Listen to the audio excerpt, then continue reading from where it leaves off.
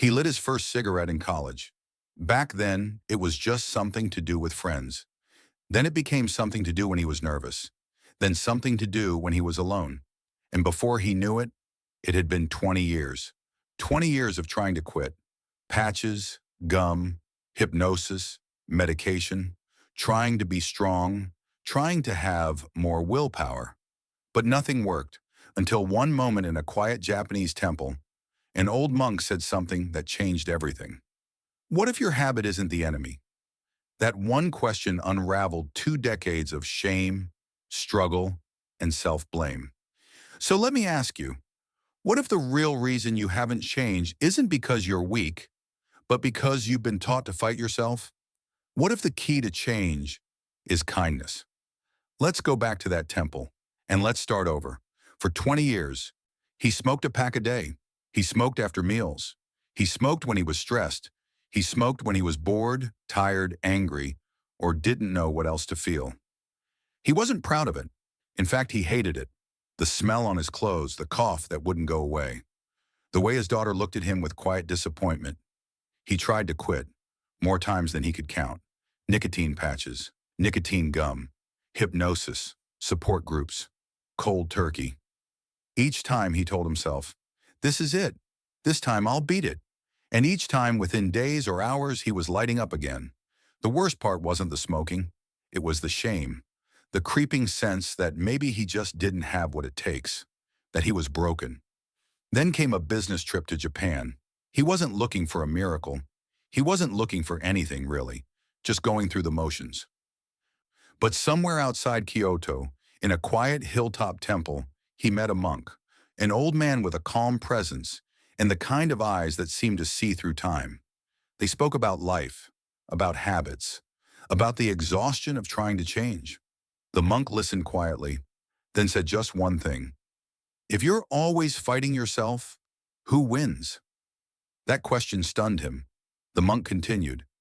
You are not weak. You are tired. Stop battling. Start watching.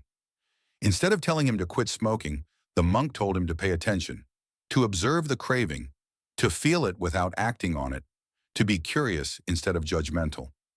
At first it felt strange, even ridiculous, but within weeks something shifted. The cravings didn't disappear overnight, but they began to lose their grip. 3 months later, he was done. No war, no struggle, no shame. Just a quiet, steady shift. He didn't quit smoking by being stronger. He quit by being softer. And that changed everything. But how can being softer possibly lead to lasting change? To answer that, we need to challenge one of the biggest lies we've been told. That willpower is the key to breaking habits. Let's talk about why that's not just wrong, but harmful. We're told that change is about willpower. That if you just try harder, push more, want it badly enough, you'll succeed. But let me ask you something. If willpower really worked, why are so many smart, successful, capable adults still stuck in the same habits after decades? It's not because they're lazy. It's not because they don't care. It's not because they're weak. It's because willpower was never designed to carry this much weight. Willpower is like a muscle. It gets tired. And as we age, that muscle doesn't recover the way it used to. By the time you're in your 50s or 60s, you're juggling more than ever. Health concerns, family obligations, financial pressure, emotional baggage that's been building for decades. And on top of all that, you're expected to wrestle your habits to the ground? It's no wonder you feel exhausted, not just physically, but mentally, emotionally, spiritually. And here's the truth no one tells you. Willpower is a terrible long-term strategy. It might help you resist a donut once or twice, but it can't build a new lifestyle. Because change doesn't come from force. It comes from understanding, from knowing why that craving shows up, from recognizing the role that habit plays in your life, from learning how to work with your nature, not against it. See, the problem isn't that you can't change. It's that you've been taught to change in a way that works against how humans actually function, especially after 50. But there's another way, and the Japanese have understood it for centuries. They don't start with force, they start with flow. And it all begins with seeing habits not as enemies, but as old friends with something to teach. 3.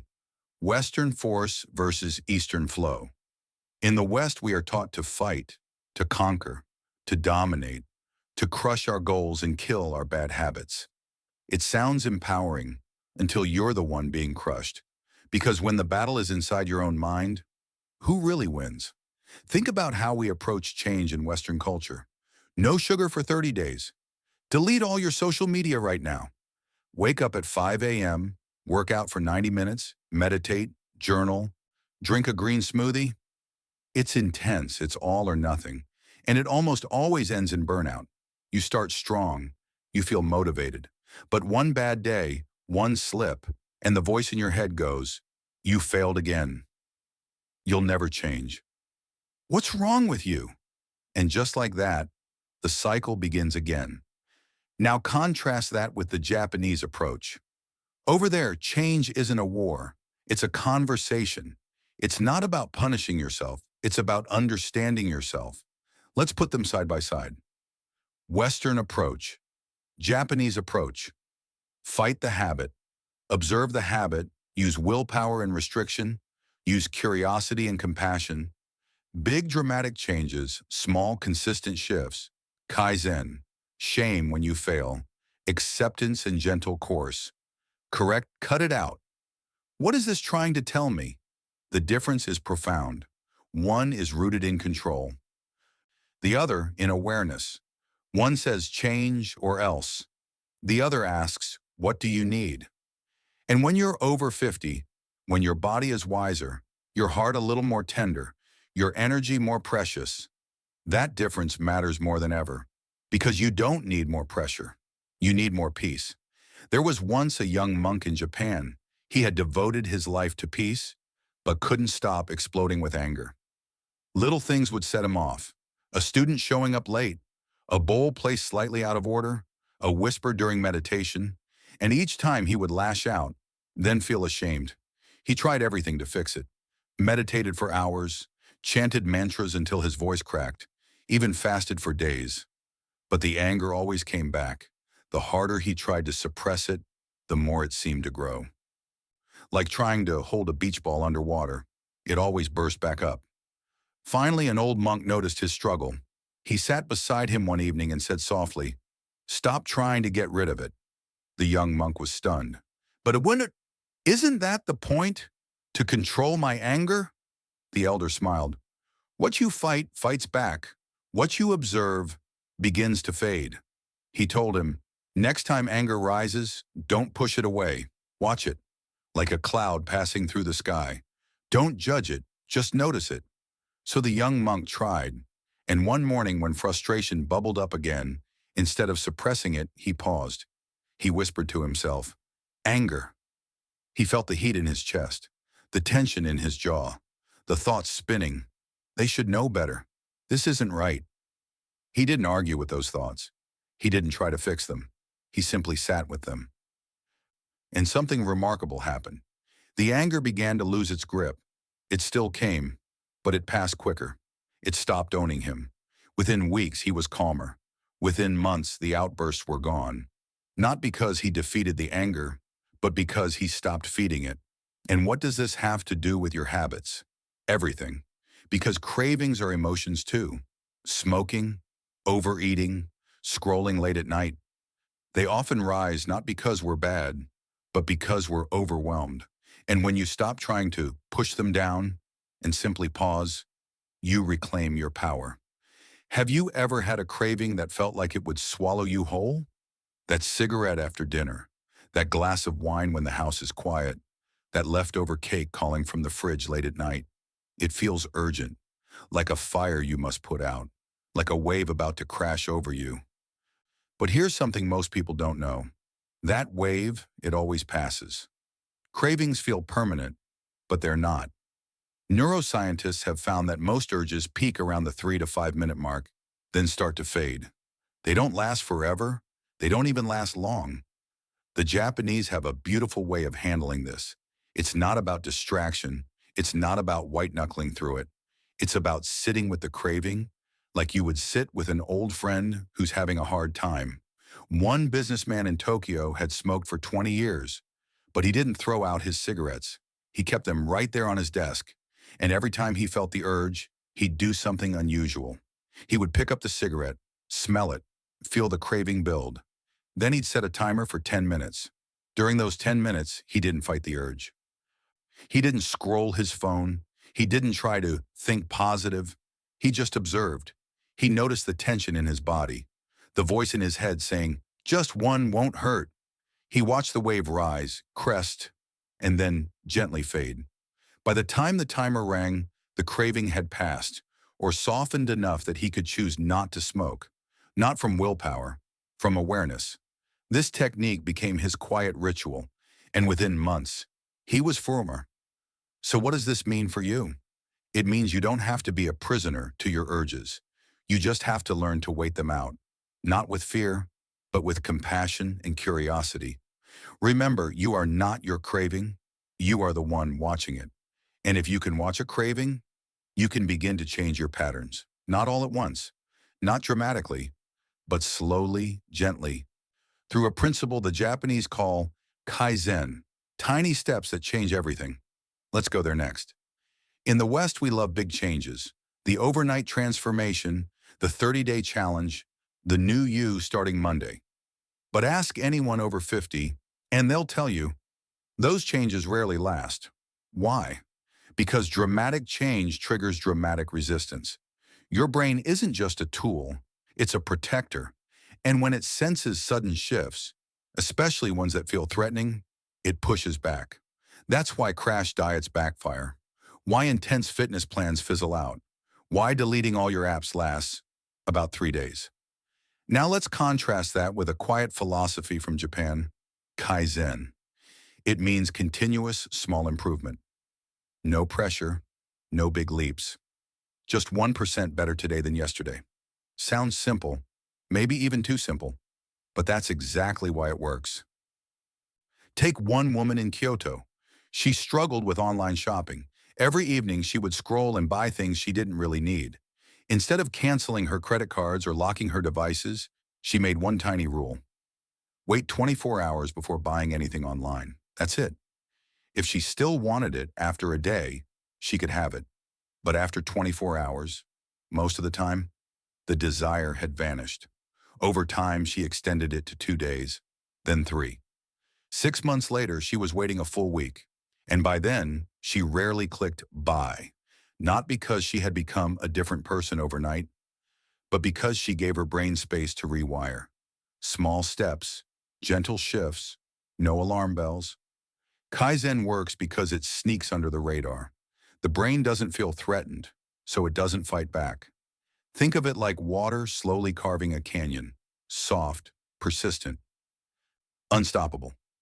So what would 1% look like for you? If you smoke 10 cigarettes a day, what if you smoke 9.5?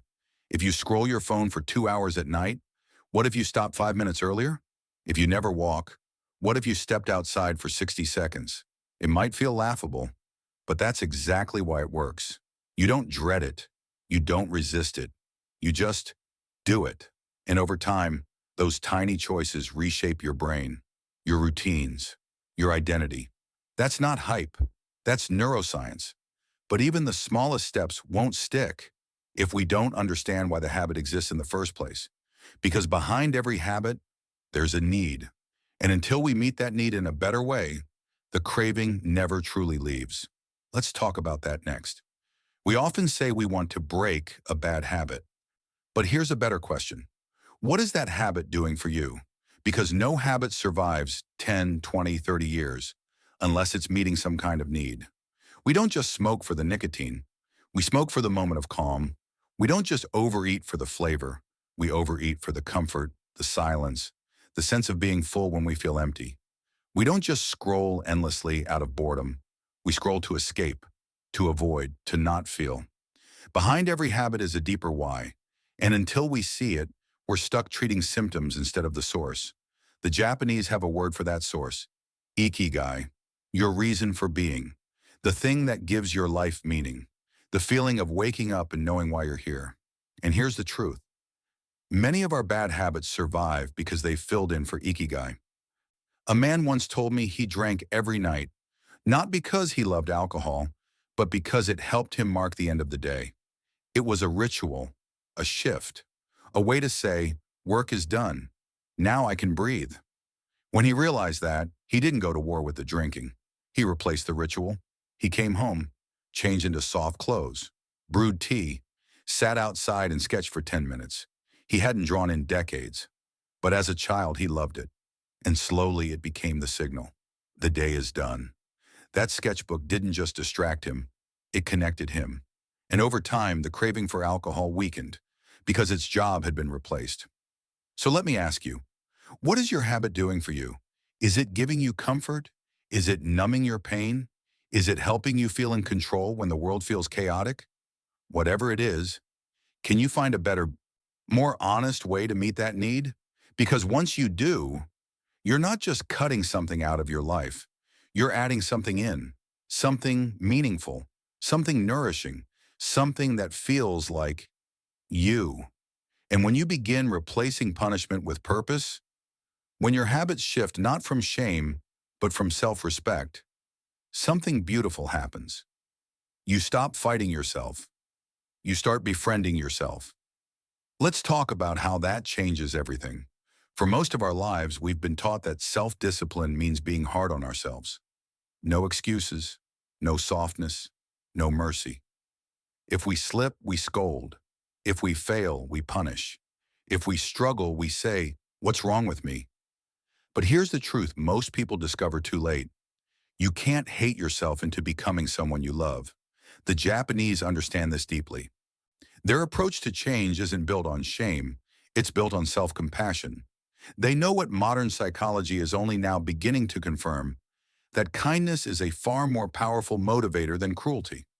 Imagine if, instead of attacking yourself every time you slipped, you responded the way you would to a friend, not with excuses, but with empathy.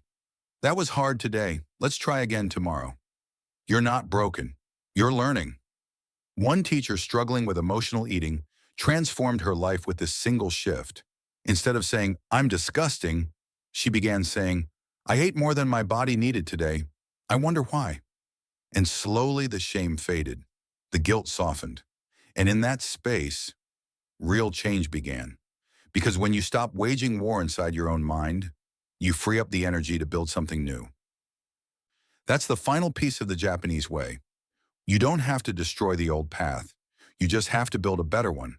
A path that feels gentle, a path that fits you, a path that, over time, becomes so natural, you don't even have to think about it. And that's the real secret. Lasting change isn't about conquering yourself. It's about returning to yourself. The path forward.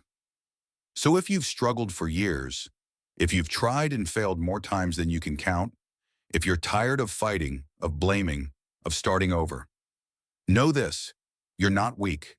You're not broken. You've just been taught the wrong map. It's time to try a different one. Gentler, wiser, more human. Because the path to freedom isn't paved with force. It's walked in kindness, step by step, one breath at a time, one small shift, today.